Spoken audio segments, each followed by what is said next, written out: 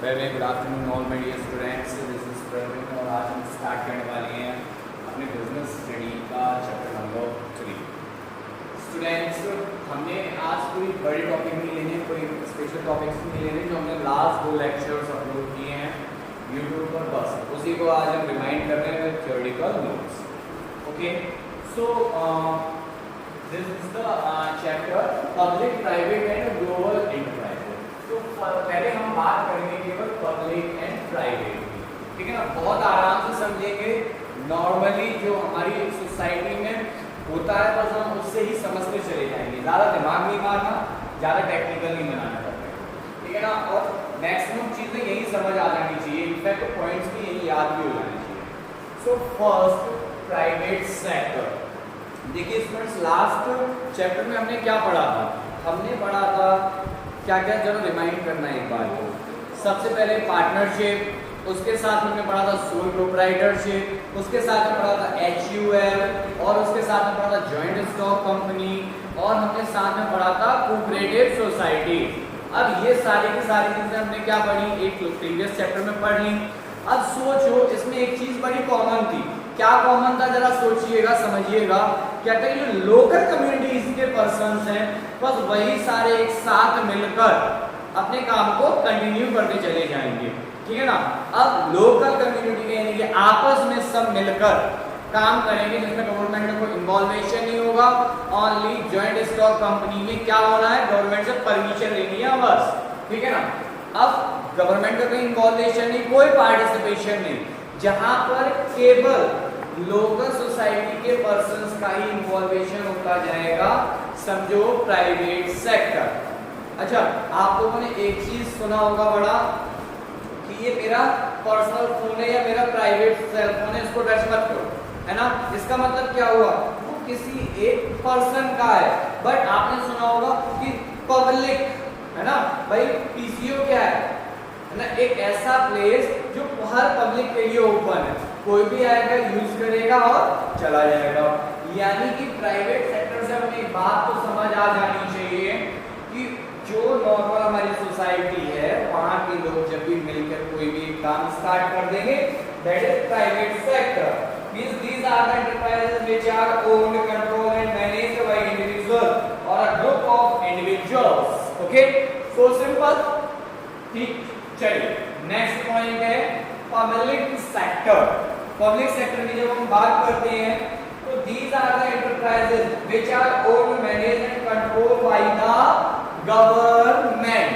That means for example railway.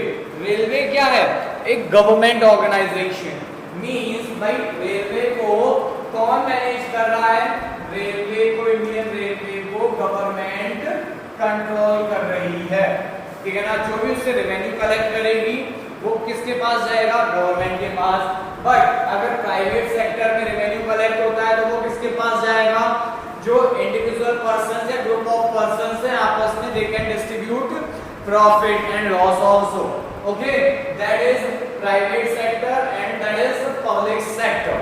Next point है difference between private and public sector. अब हमने क्या पढ़ना है, डिफरेंस। भाई ये दोनों पॉइंट्स को हमने समझ लिए एक एक करके, बट इनके बीच में कुछ डिफरेंसेस भी होते हैं, हम इनको भी अभी समझते हैं फटाफट से। जरा ध्यान से देखिएगा, ओनरशिप। अब जरा समझो ओनरशिप, हमने क्या बताया था, सबसे पहले बात कर लेते हैं प्राइवेट सेक्टर की। प्राइवेट सेक्टर में मैंने क्या बताया था, इंडिविजुअल पर्सन्स होंगे या ग्रुप ऑफ पर्सन, है ना। तो अब जब ये लोग होंगे तो ओनरशिप किनकी होगी, या फिर इंडिविजुअल पर्सन की होगी या फिर ग्रुप ऑफ पर्सन की। बट यहाँ पर गवर्नमेंट की ओनरशिप या पार्टनरशिप इन ओनरशिप नहीं हो सकता, इट्स नॉट पॉसिबल, ठीक है ना। बट अगर हम बात करते हैं पब्लिक सेक्टर की, दैट मींस पब्लिक सेक्टर में ओनरशिप किसकी होगी, गवर्नमेंट की, ठीक है स्टूडेंट्स। आई होप आपको फर्स्ट पॉइंट क्लियर हुआ होगा, ownership. Second point objective and aim. सोचो आपका बिजनेस है, आपके बिजनेस में आपका मेन मोटो क्या होगा, प्रॉफिट अर्न करना या सोशल सर्विस करना। ऑब्वियस सी बात है, प्रॉफिट अर्न करना। आपका मेन मोटो सोशल सर्विस नहीं हो सकता। अगर आपका मेन मोटो होगा social service, then you can start NGO, non profit organisation, ठीक है ना। तो आप क्या करेंगे, एनजीओ स्टार्ट करेंगे और लोगों को भाई क्या करेंगे, सोशल सर्विस में स्टार्ट कर देंगे। तो याद रखिएगा ऑब्जेक्ट क्या होगा, प्राइवेट सेक्टर का प्रॉफिट अर्न करना। But in case of public sector में ऑब्जेक्ट क्या होगा, betterment of public. Means public को हम क्या करें, सहूलियत कैसे प्रदान करी जाए या फिर कैसे उनको कंफर्ट दिया जाए, इन सब पर हम ध्यान रखेंगे किसमें, पब्लिक सेक्टर। अब बात करते हैं फॉर्म्स ऑफ ऑर्गेनाइजेशन की। तो फॉर्म्स ऑफ ऑर्गेनाइजेशन में मैंने आपको ऑलरेडी बता दिया था, फॉर्म्स ऑफ ऑर्गेनाइजेशन में 5 टाइप्स के डिफरेंट नेम्स बता दिए थे। 5 टाइप्स के जो डिफरेंट नेम्स आपको बताए हैं, उसमें मैंने आपको एक बताया था, क्या, जरा ध्यान से सुनिएगा और समझिएगा। मैंने फॉर्म्स ऑफ ऑर्गेनाइजेशन में आप लोगों को समझाया था। नंबर 1 पॉइंट क्या था फॉर्म्स ऑफ ऑर्गेनाइजेशन में, फॉर प्राइवेट सेक्टर, मेरे साथ रिपीट करेंगे सारे के सारे, सोल प्रोप्राइटरशिप। नंबर 2 क्या था, पार्टनरशिप। नंबर 3 क्या था, HUF। नंबर 4 क्या था, याद करो मेरे साथ, जॉइंट स्टॉक कंपनी। नंबर 5 क्या था, कोऑपरेटिव सोसाइटी। ये किसके फॉर्म्स हैं, सारे के सारे प्राइवेट सेक्टर के। अब हम बात करते हैं पब्लिक सेक्टर की students.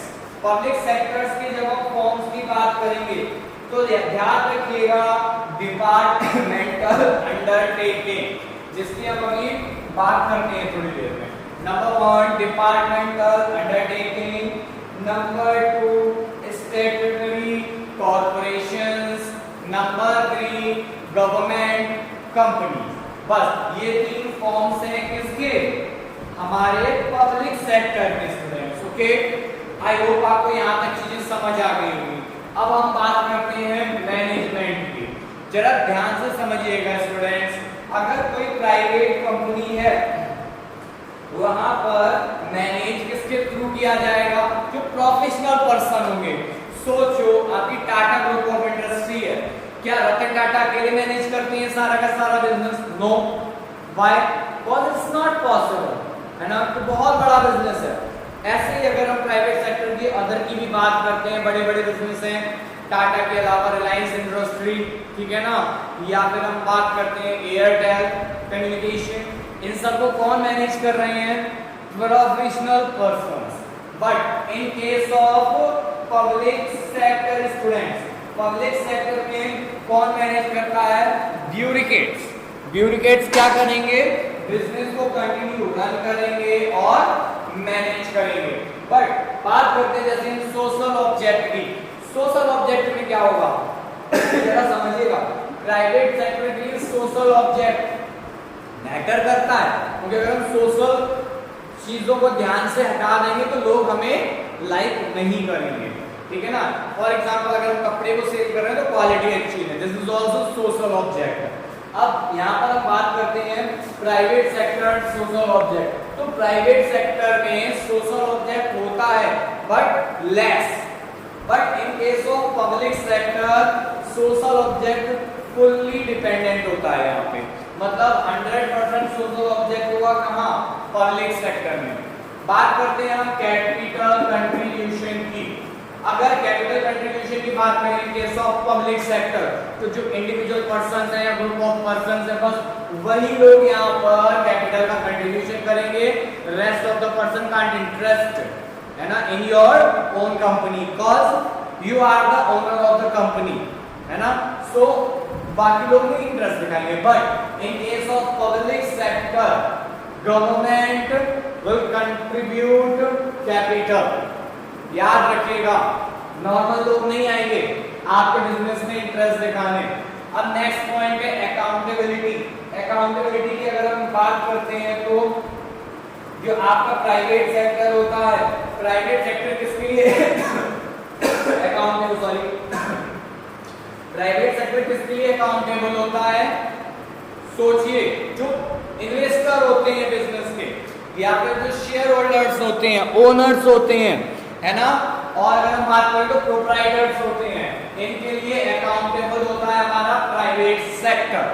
But in case of public sector के केस में अकाउंटेबिलिटी किसके लिए होती है? Accountable to the public through parliament. Students याद रखिएगा। चलिएगा, नेक्स्ट पॉइंट है पॉलिटिकल इंटरफेरेंस। मींस हम पॉलिटिकल व्यू की बात करते हैं यहाँ पर। प्राइवेट सेक्टर में एक बात बताइए, प्राइवेट सेक्टर में क्या ऐसा कभी होता है कि नेताजी आते हैं आपके पास कि चलिए अरे हमारे यहाँ आप एक किराना शॉप खोल दें, है ना, हमारे किराने शॉप की सख्त जरूरत है, नहीं आते। या कभी ऐसा होता है कि आपने कहा किराना शॉप हम खोल रहे हैं, नेताजी आए, है ना, बंदूक लेके कि नहीं हमारे यहाँ खोलो, चलिए किराना शॉप, हमारे यहाँ ज्यादा नीड है किराना शॉप की, है ना।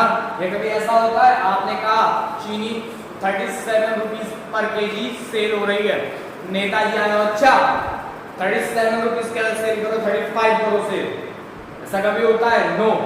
बट बात करते हैं अगर हम पब्लिक सेक्टर की, पब्लिक सेक्टर में ऐसा होता है। पब्लिक सेक्टर में सपोज रेलवे निकल रही है, नेताजी कहते हैं अच्छा हमारे क्षेत्र से होकर नहीं निकल रही, ठीक है, नेताजी जाते हैं पार्लियामेंट में, कहते हैं हमारी साइड से रेलवे निकलनी चाहिए, पता चलता है कि रेलवे टर्न ले गई, नेताजी के साइड से चली गई। सेंट्रल गवर्नमेंट हाईवे बनाती है, फ्लाईओवर बनते हैं, नेताजी का होटल पड़ गया बीच में, फ्लाईओवर निकल के जा रहा है, नेताजी पार्लियामेंट में पहुंच जाते हैं कि भाई हमारे होटल के पास से ऊपर से फ्लाईओवर नहीं निकले, है ना, तो क्या करते हैं फ्लाईओवर हटवा देते हैं, वहां पे नॉर्मल रोड रहती है, फ्लाईओवर आगे पीछे पहुंचा दिया जाता है। मतलब पॉलिटिकल इन्फ्लुएंस कहाँ होता है? केवल पब्लिक सेक्टर में, प्राइवेट सेक्टर में नहीं होता पॉलिटिकल इंटरफेयर। अब स्टूडेंट्स हम बात करने वाले हैं फॉर्म ऑफ पब्लिक सेक्टर की। यहाँ पर हमने कौन से 3 फॉर्म बताए थे? डिपार्टमेंटल अंडरटेकिंग नंबर 1, नंबर 2 हमने आप लोगों को बताया था स्टेटरी कॉर्पोरेशंस, और नंबर 3 बताया था गवर्नमेंट कंपनी, ठीक है ना। तो हम पहले केवल बात करने वाले डिपार्टमेंटल अंडरटेकिंग की। This is the oldest method of public sector और सबसे ज्यादा चलने वाला कॉन्सेप्ट भी यही है, सबसे पुराना और सबसे ज्यादा, यानी कि ओल्ड इज गोल्ड, यहां से प्रूफ होता है। डिपार्टमेंटल अंडरटेकिंग, चलिए अब डिपार्टमेंटल अंडरटेकिंग की बात करते हैं। This is the oldest and most traditional form of organising public sector enterprises. The government functions through these departments and the activities performed by them are integral part of the functioning of the government। समझ आ गई होगी I hope students. इसके बाद हम समझते हैं example of undertaking, departmental undertaking where the complete control of the government is necessary. मतलब अगर हम डिपार्टमेंटल अंडरटेकिंग की बात करें तो यहाँ पर क्या होगा? गवर्नमेंट का क्या होना चाहिए?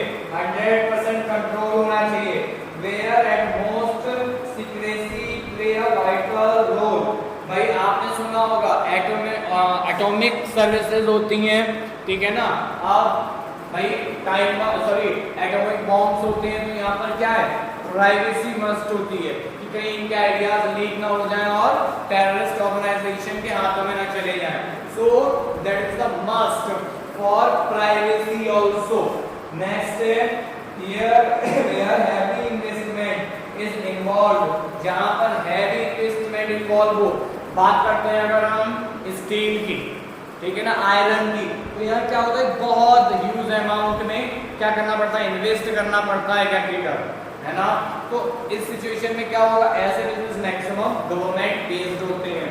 ऐसा नहीं है कि अदर इंडस्ट्रियलिस्ट इन कामों को नहीं कर रहे हैं। टाटा है हमारे, एग्जांपल देख लो, टाटा स्टील चल रहा है इनका बहुत अच्छा, ठीक है ना। नेक्स्ट पॉइंट है हमारा where the undertaking is to be used as a source of revenue, जहां पर किसी भी वर्क को एक सोर्स ऑफ रेवेन्यू के एग्जांपल से लिया जाए। भाई गवर्नमेंट चलाने के लिए तो पैसे चाहिए, अगर गवर्नमेंट के पास कोई सोर्स नहीं होगा रेवेन्यू का तो वो अपने बिजनेस को कैसे रन करेंगे। So now example is Indian railway. Indian railway is the biggest source of revenue of Indian government. So students, I hope आपको ये लेक्चर समझ में आया होगा अच्छे से। कहीं पे भी किसी भी टाइप का आपको फॉल्ट लगता है, कंफ्यूजन लगती है, you can ask me. Okay, thank you students and have a nice day.